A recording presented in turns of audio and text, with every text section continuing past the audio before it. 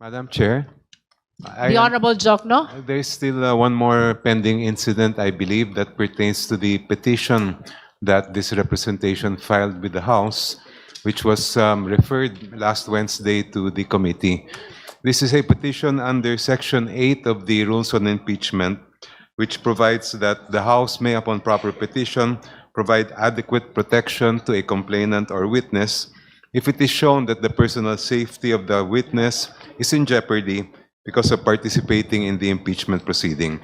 I will no longer reiterate what is contained in my petition, Madam Chair, but if I may just add a few points that I believe are important for the consideration of the committee. Una-una po, para sa kaalaman ng taong bayan, hiniling natin ang proteksyon para kay Ramil Madriaga para makapunta siya rito at magbigay ng kanyang testimonya under oath sa harap ng committee ito.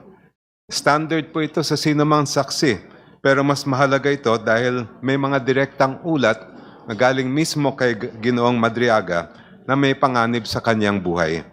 In his own sinumpaang salaysay, sinabi niya, and I quote, "Araw-araw na rin nagsasabi sa akin, delikado na talaga ang buhay mo, seryoso. Ingat Ram, balita ko mataas-taas ang reward money sa iyo, secure mo ang family mo, at iba pa.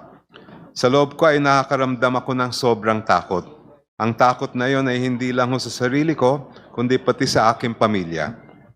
Napaparanoid na rin po ako kasi posible rin itong mangyari na lasunin ako. Halos hindi na ako mapakali, kuminsan at hindi ko maiwasan magduda na rin sa mga fellow PDLs at kahit po mismo sa mga jail officers dahil sa pagsiwalat ko ng issue kay VP Sara Duterte. Madam Chair, these threats have already escalated. According to his affidavit, on March 3, 2026, a detainee with a pending homicide case attempted to forcibly drag Mr. Madriaga into a confined bodega area within the jail. According to Mr. Madriaga, and I quote, "Ayon sa mga naririnig ko sa loob ng kulungan, ang bodegang ito ay sinasabing pinagawa ni dating Congressman Arnie Teves. Isa sa mga impormasyon na nakuha ko ay si Kong Arnie Teves ang gusto magpatumba sa akin," end quotation. Kinumpirma naman po ni DILG Secretary John Vic Remulla na binisita ni Vice Presidente si dating Congressman Teves sa kulungan noong October 19, 2025. Base ito sa ulat ng Inquirer na mismo ang Vice President ang nag-attach sa kanyang perjury complaint laban kay Ginoong Madriaga. Ito ay matatagpuan mismo sa Annex V sa complaint affidavit na minarkahang Annex 5 sa Consolidated Verified Answer ad cautelam ni Vice President Sara Duterte. Just to be clear, this is not intended to accuse anyone. I'm merely raising a concern in our quest to find the truth. If we allow a witness to be intimidated, hurt, or God forbid, killed, then we fail in our constitutional mandate.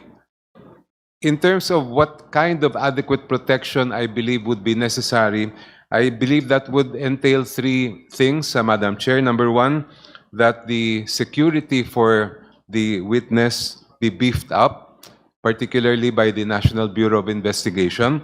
Second, that his attendance when he is required to appear here be done in a secure manner, that there is sufficient security for his transport here, and also while he is here to testify, that he be put in a secure place.